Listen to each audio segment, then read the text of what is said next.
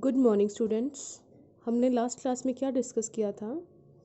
Structure of nucleus, okay, and Golgi bodies, endoplasmic reticulum, ये सब हम पढ़ चुके हैं। देखो, एंडोप्लाज्मिक रेटिकुलम और आपका गोल्गी बॉडीज क्या थे? They are membrane bound structures.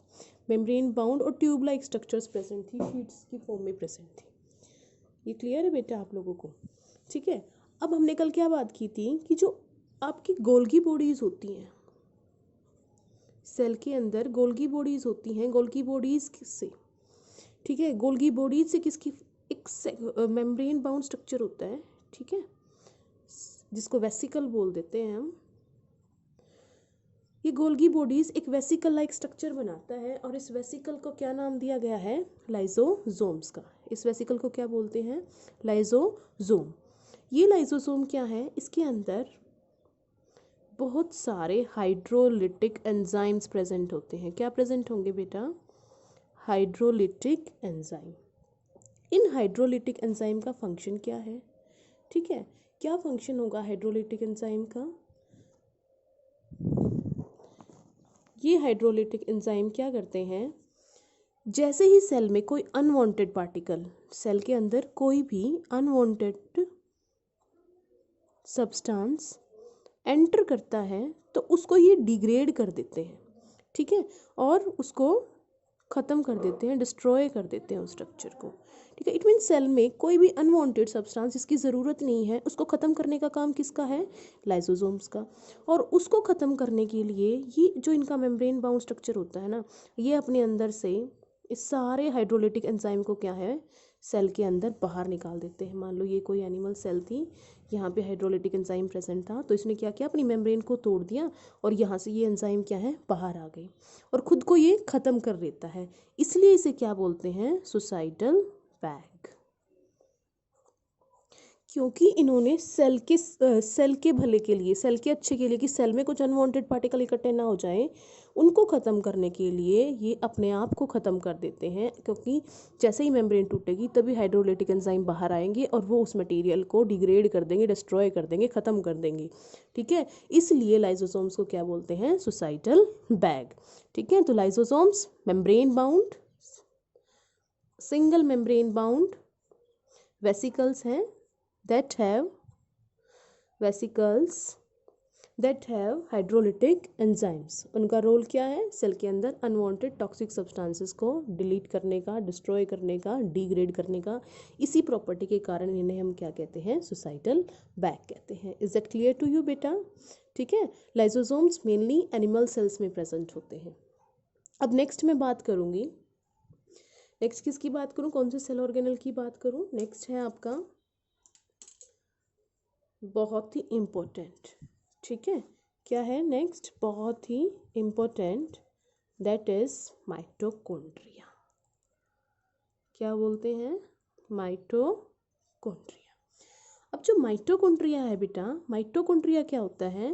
Double membrane bound structure. जैसे न्यूक्लियस की डबल मेम्ब्रेन थी ना, तो माइटोकॉन्ड्रिया भी कैसा होता है?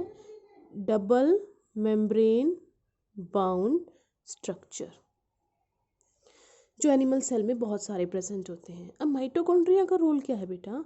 ये डबल मेम्ब्रेन कैसे होती हैं? बाहर वाली मेम्ब्रेन में ऐसे पोर होंगे, ठीक है, ऐसे इसकी ये आउटर मेम्ब्रेन, फिर क्या होती है? Inner membrane.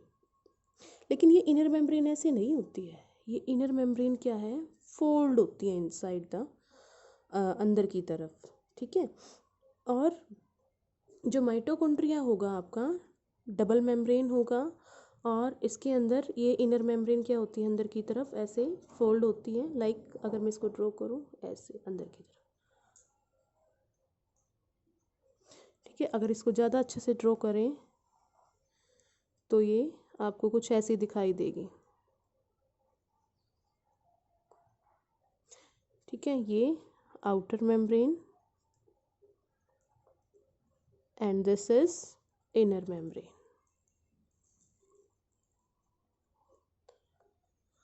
अब हम जो सेल के अंदर बात करते हैं ना, कि सेल के अंदर रेस्पिरेशन होता है, ठीक है।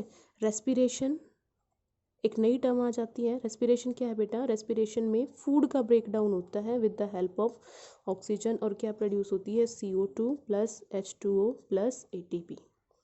ठीक है, ATP क्या होती है सेल की? Energy currency.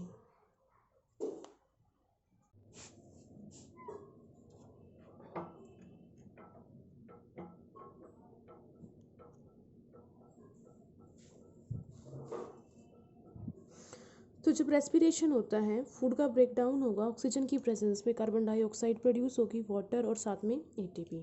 ATP क्या होती है बेटा? Energy currency. तो ये जो ATP की फॉर्मेशन होती है ना, ये कहाँ पे होती है? यहाँ पे। ठीक है, ये जो इंटर मेम्ब्रेन स्पेस है, इन दो मेम्ब्रेन के बीच का स्पेस होता है, यहाँ पे लगा होता है ATPase मोलिक्यूल। क्या लगता है यहाँ पे? ATPase molecule. और ये ATPase मोलिक्यूल यहाँ पे जब ऑक्सीजन, यहाँ पे जब फूड का अंदर ब्रेक डाउन होता है, ठीक है, तो इलेक्ट्रॉन का प्रोडक्शन होता है। ठीक है, इलेक्ट्रॉन का प्रोडक्शन होगा। इलेक्ट्रॉन बनने की वजह से यहाँ से सेल, ये मान लो ये सेल हो जाए, तो यहाँ से सेल से इधर हाइड्रोजन आयंस की मूवमेंट होती है, और इन मूवमेंट की वजह से किसकी सिंथेसिस होती है? ATP की, जो कि एनर्जी करेंसी होती है एडिनोसिन ट्राइफॉस्फेट। इसलिए माइटोकॉन्ड्रिया का मेन रोल क्या हो गया? ये क्या करता है? ATP एनर्जी प्रोड्यूस करता है, इसलिए इसको क्या बोलते हैं? Production of energy. इसलिए इसको क्या बोला जाता है? Power house of the cell. ठीक है, ये क्या है बेटा? Power house of the cell. अब दूसरी मेन बात इसकी, माइटोकॉन्ड्रिया क्या होता है इसके पास? It's has its own genetic material. ठीक है, खुद का जेनेटिक मटेरियल है। Genetic material means DNA। It means ये अपने आप से क्या कर लेता है? प्रोटीन सिंथेसाइज कर लेता है। कुछ प्रोटीन, सभी प्रोटीन नहीं, लेकिन कुछ नेसेसरी प्रोटीन सिंथेसाइज कर लेता है, बना लेता है अपने लिए। ठीक है, तो ये स्पेशलिटी किसके पास होती है? माइटोकॉन्ड्रिया के पास। ये था क्या आपका बेटा? माइटोकॉन्ड्रिया। अब थर्ड क्या आता है? हम क्या पढ़ेंगे? क्लोरोप्लास्ट। ये सेल ऑर्गेनल खाली किस में पाया जाता है बेटा? प्लांट सेल में। किस में मिलेगा? प्लांट सेल के अंदर। एनिमल सेल में क्लोरोप्लास्ट प्रेजेंट नहीं होते हैं। या इसको मैं फर्दर बोल दूं, प्लास्टिड्स। ठीक है, अब प्लास्टिड जो होते हैं बेटा, दो टाइप के मेन होते हैं। वन इज क्रोमोप्लास्ट, और सेकंड कौन सा होता है आपका? That is leucoplast. Chromo word का मीनिंग क्या होता है? कलर। तो ये कैसे प्लास्टिड होंगे? कलर। और ल्यूको का कैसा होएगा आपका? Colourless plastid. ये कैसे प्लास्टिड होंगे? कलरलेस। अब कलर के बेसिस पे कि किस प्लास्टिड के पास कैसा कलर है। अगर कलर ग्रीन होता है, ग्रीन पिगमेंट की वजह से, दैट इज क्लोरोफिल। तो क्लोरोफिल की वजह से जो कलर आता है, उन प्लास्टिड्स को क्या बोलते हैं हम? क्लोरोप्लास्ट बोलते हैं। ठीक है, और जितने भी लीव्स होगी ग्रीन है, जिनके पास ग्रीन पिगमेंट होता है, ग्रीन कलर आता है वुड का या स्टेम का, तो वहाँ पे क्या प्रेजेंट होता है? क्लोरोप्लास्ट प्रेजेंट होता है। ठीक है, और क्लोरोप्लास्ट का main role, it help in photosynthesis, जो मेन जिसपे हमारी पूरी यूनिवर्सल फूड का सोर्स है, प्लांट जहाँ से सबको एनर्जी मिल रही है, जो अपना फूड सिंथेसाइज करते हैं, तो वो कहाँ पे करते हैं? क्लोरोप्लास्ट के अंदर। ठीक है बेटा, अब क्लोरोप्लास्ट भी कैसा स्ट्रक्चर है? It is also a double membrane structure. जैसे माइटोकॉन्ड्रिया की डबल मेम्ब्रेन थी ना, ये भी कैसा होता है? डबल मेम्ब्रेन स्ट्रक्चर होता है। डबल मेम्ब्रेन इसकी कैसे प्रेजेंट होंगी? आउटर मेम्ब्रेन, इनर मेम्ब्रेन, और इसके अंदर ऐसे स्टेक लाइक स्ट्रक्चर प्रेजेंट होते हैं बहुत सारे। मैं दो रिप्रेजेंट कर रही हूँ। इन स्टेक लाइक स्ट्रक्चर को, पूरे स्टेक को हम क्या बोलते हैं बेटा? ग्रेना। मैंने दो दिखाए हैं ना, तो दोनों क्या है? ग्रेना। अगर एक के लिए वर्ड यूज करूँ तो क्या आ जाएगा? ग्रेना। और ये जो एक होता है ना, इसको क्या बोलते हैं? थाइलाकॉइड। ठीक है, और इस थाइलाकॉइड के अंदर ऐसे क्या प्रेजेंट होते हैं बेटा? ये जो मैंने रेड मार्क किया है, दैट इज क्लोरोफिल। क्या होता है बेटा? Chlorophyll. Outer membrane, inner membrane, then ये ग्रेनम प्रेजेंट है, ग्रेना की हर एक ग्रेना के अंदर थाइलाकोइड प्रेजेंट है, थाइलाकोइड के अंदर क्लोरोफिल प्रेजेंट है, और क्लोरोफिल का फंक्शन क्या होता है, टू एब्जॉर्ब सनलाइट। इसी वजह से ये क्या कर पाते हैं, फोटोसिंथेसिस। ठीक है, ये माइटोकॉन्ड्रिया का स्ट्रक्चर हो गया, और ये आपका क्लोरोप्लास्ट का। वेरी इजी, हमने क्या पढ़ा, लाइसोसोम, माइटोकॉन्ड्रिया, क्लोरोप्लास्ट। अब नेक्स्ट हम किसकी बात करेंगे बेटा, नेक्स्ट हम बात करते हैं वैक्यूल्स की। ठीक है, तो वैक्यूल्स क्या होते हैं बेटा, they are just vesicle, vesicle हैं, और जिनके अंदर क्या प्रेजेंट होते हैं, वेसिकल जिनके अंदर क्या क्या प्रेजेंट हो सकता है, मतलब मान लो ये वेसिकल है, इसके अंदर क्या स्टोर कर लेगा, लाइक आपका ये फूड स्टोरेज में भी हेल्प करते हैं, एक्स्ट्रा मटेरियल, प्रोटीन, फैट्स वगैरह को स्टोर करने के लिए। मीन्स इनका मेन रोल क्या है, स्टोरेज का। ठीक है, स्टोरेज का फंक्शन होता है वैक्यूल्स का।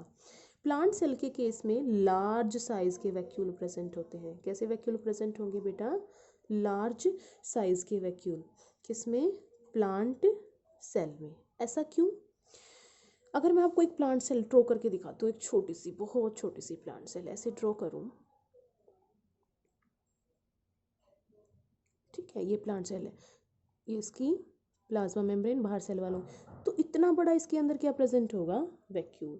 इस वैक्यूल के अंदर जैसे ही लिक्विड फिल करता अपने अंदर ये, तो ये सेल को टर्जिडिटी प्रोवाइड करता है, क्या प्रोवाइड करता है बेटा, टर्जिडिटी। टर्जिडिटी का मतलब होता है स्वेलअप होना, और स्वेलअप होने के बाद भी ना फट पाना।